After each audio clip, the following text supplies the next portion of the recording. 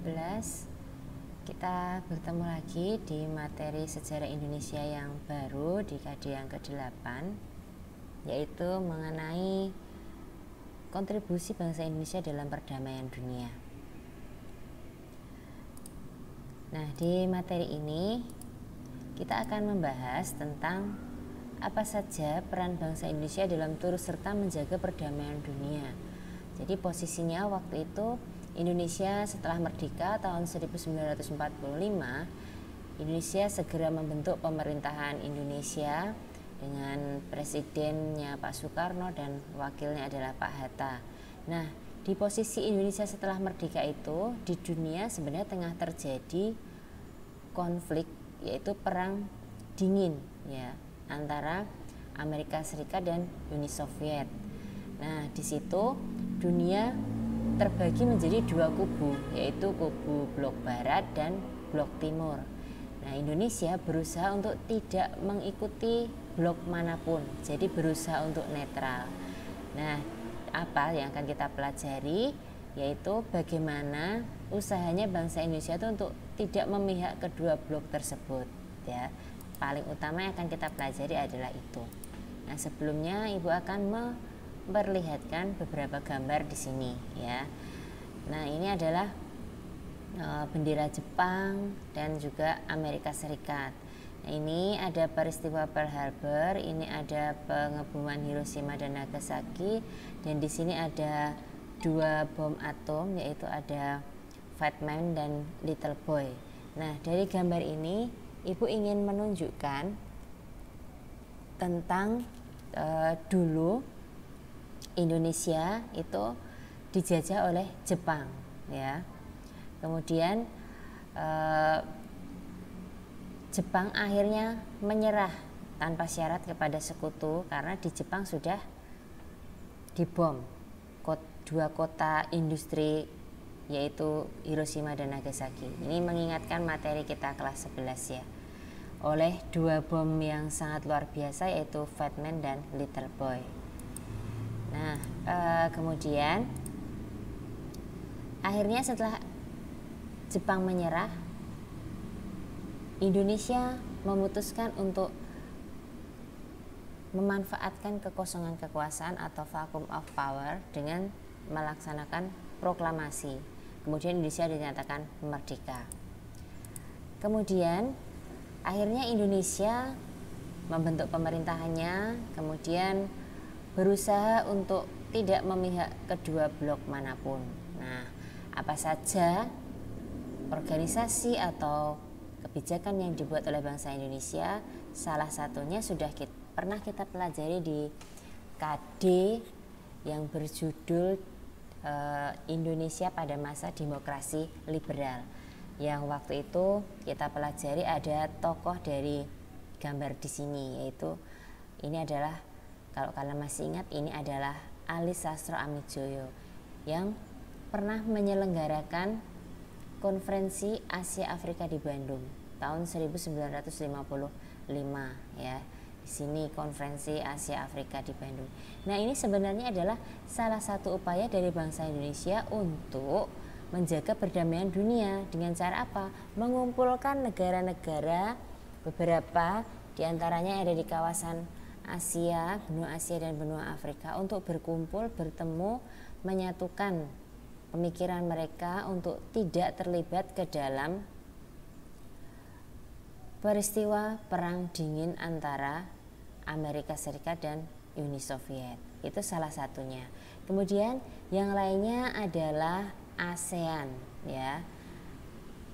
Dan ini adalah salah satu organisasi yang nanti akan bangsa Indonesia ikut di dalamnya dengan upaya untuk menjaga perdamaian, meskipun tarafnya bukan dunia ya, tapi ini regional ya, karena hanya di kawasan Asia bagian Tenggara. Nah, kita akan masuk dulu ke dalam, sebelum kita membahas tentang apa saja nanti perannya bangsa Indonesia dalam menjaga perdamaian dunia, kita akan melihat bagaimana sih perubahan demokrasi di Indonesia dari tahun 1950 sampai dengan era reformasi. Jadi kita akan melihat bagaimana hubungan antara bangsa Indonesia dengan hubungan luar negerinya itu seperti apa. Jadi kita akan melihat mengarah ke mana sih hubungan luar negerinya itu. Kalau di masa Indonesia setelah merdeka sekitar tahun 1950 itu cenderung ke arah blok barat atau ke arah blok timur. Nah, kita akan melihat bukti nyatanya pemimpin kita pada waktu itu, presidennya itu membawa kita ke arah mana ya demokrasi Indonesia. Kita akan melihat satu persatu dari 1950 sampai reformasi per presiden. Nah, materinya yang akan kita pelajari ada 6 poin ini ya. Kemudian kita akan masuk dulu ya ke yang pertama. Jadi sebenarnya apa sih landasan ideal dan konstitusional politik luar negeri bebas aktif bagi bangsa Indonesia? Landasan idealnya itu adalah Pancasila ya, sedangkan landasan konstitusionalnya adalah pembukaan Undang-Undang Dasar 1945 alinea pertama ya. Ini adalah landasan konstitusionalnya. Kemudian lahirnya politik luar negeri bebas aktif Indonesia itu bagaimana? Ya jelas bangsa Indonesia itu bisa melaksanakan politik luar negeri itu setelah Indonesia merdeka ya. Jadi turut serta menjaga perdamaian dunia itu setelah Indonesia merdeka. Karena apa? Setelah Indonesia merdeka, ya kalau belum merdeka bagaimana kita bisa menjaga perdamaian dunia?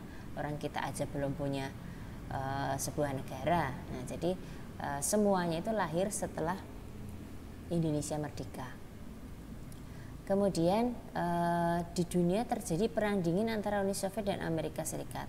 Nah, waktu itu Indonesia sebenarnya memilih untuk tidak memihak kubu manapun atau non-blok atau netral. Tapi kita akan lihat seiring berjalannya waktu apakah sungguh-sungguh Indonesia pada waktu itu tidak memihak manapun. Nah, nanti kita akan melihat ya. Kemudian memperoleh pengakuan internasional terhadap kemerdekaan. Jadi salah satu syarat sebuah negara itu bisa berdiri itu adanya kemerdekaan dan pengakuan dari negara lain, ada wilayah dan juga ada masyarakat.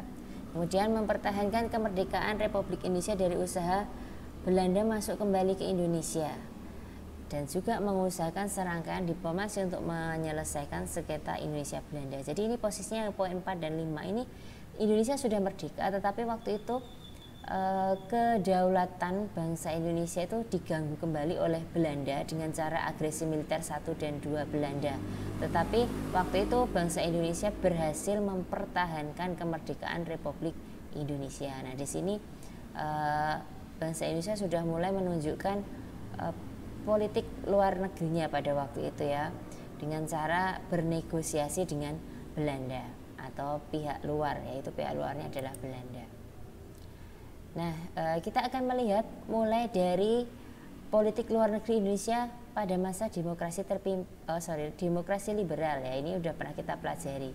Jadi ini semacam merangkum tapi bagian politik luar negerinya dari materi-materi yang sudah kita pelajari. Yang pertama, menentang segala bentuk penjajahan di atas dunia ya. Jelas ini karena tertuang di dalam pembukaan Undang-Undang Dasar yang menjadi landasan konstitusional tadi. Yang kedua, ingin menciptakan perdamaian dan ketertiban di dunia. Dan bukti nyatanya apa pada masa demokrasi liberal itu? Buktinya adalah diselenggarakannya KAA di Bandung oleh Sastro Amijoyo. Kemudian ikut dalam gerakan non-blok. Nah, ikut dalam gerakan non-blok ini juga menjadi salah satu bahwa Indonesia itu ingin turut menjaga perdamaian dunia, karena gerakan non-blok ini adalah gerakan yang tidak memihak blok barat ataupun blok timur atau GNB, gerakan non-blok. Jadi munculnya GNB itu setelah KAA ya teman-teman ya. Ada konferensi Asia Afrika dulu, baru muncul gerakan non-blok.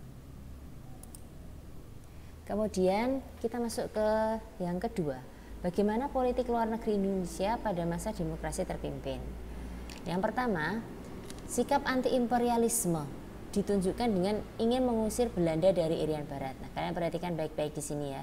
Jadi bangsa Indonesia ya pada masa demokrasi terpimpin atau pada masa dipimpin oleh Pak Soekarno itu sikap anti imperialismenya itu sangat tinggi ya, atau sikap anti penjajah, anti imperialisme. Dengan ditunjukkan oleh apa? Waktu itu sangat ingin mengusir Belanda dari Irian Barat. Kenapa? Karena pada masa demokrasi terpimpin ini masih ada salah satu wilayah kita yaitu di Irian Barat itu yang masih dikuasai oleh pihak asing atau Belanda ya. Makanya terjadi, kalau kalian masih ingat, waktu itu ada pertempuran Laut Aru atau pembebasan Irian Barat. Nah ini di poin nomor 1 ini ya. Kemudian yang kedua lebih konfrontatif. Jadi Indonesia dengan hubungan luar negeri itu lebih konfrontatif, terutama waktu itu dengan pihak Malaysia ya, karena ada masalah, kalau kalian masih ingat, yaitu Dwikora itu ya, Dwi Komando Rakyat. Kalau yang di sini ada Trikora, kalau yang di sini ada Dwikora. Yang ketiga, ingin lebih menunjukkan jati diri atau karakter bangsa Indonesia. Jadi waktu itu dipimpin oleh Pak Soekarno, ingin menunjukkan wajah Indonesia ke dunia luar itu dengan cara ini loh, aku bangsa Indonesia sudah merdeka. Dengan cara apa Pak Soekarno menunjukkannya? Dengan politik mercusuar ya. Semoga kalian masih ingat ya. Yang keempat, bersifat revolusioner dengan adanya Nasakom, yaitu nasionalisme, agama, dan komunis. Jadi bersifat revolusioner. Dan yang terakhir, menjurus ke arah komunis. Nah ini, jadi politik luar negeri itu di sini sudah tidak lagi blok barat, blok timur itu sudah agak diindahkan ya. Jadi sudah tidak lagi non blok, tetapi sudah lebih ke arah komunis atau lebih ke arah blok timur. Jadi kalau yang demokrasi liberal tadi masih non blok, nah yang demokrasi terpimpin ini sudah menjurus ke arah blok timur. Kemudian yang ketiga, pada masa Orde Baru atau pada masa era kepemimpinannya Pak Soeharto. Yang pertama, terjadi hubungan luar negeri dalam segala bidang, khususnya ekonomi ya. Kemudian Pak Soeharto yang membawa masuk ke dalam ASEAN. Yang ketiga, menghentikan konfrontasi dengan Malaysia. Nah, ini yang masalah di demokrasi terpimpin tadi. Kemudian yang keempat, bekerja sama ekonomi Asia Pasifik, yaitu APEC. Kemudian yang kelima, bergabung dengan OPEC ya, atau negara-negara penghasil minyak ya. Pada zamannya Pak Soeharto kita masih bisa menghasilkan minyak dengan cukup banyak ya, tapi saat ini kita sudah tidak bisa lagi. Nah, untuk APEC dan OPEC ini akan Ibu jelaskan nanti di akhir kembali ya.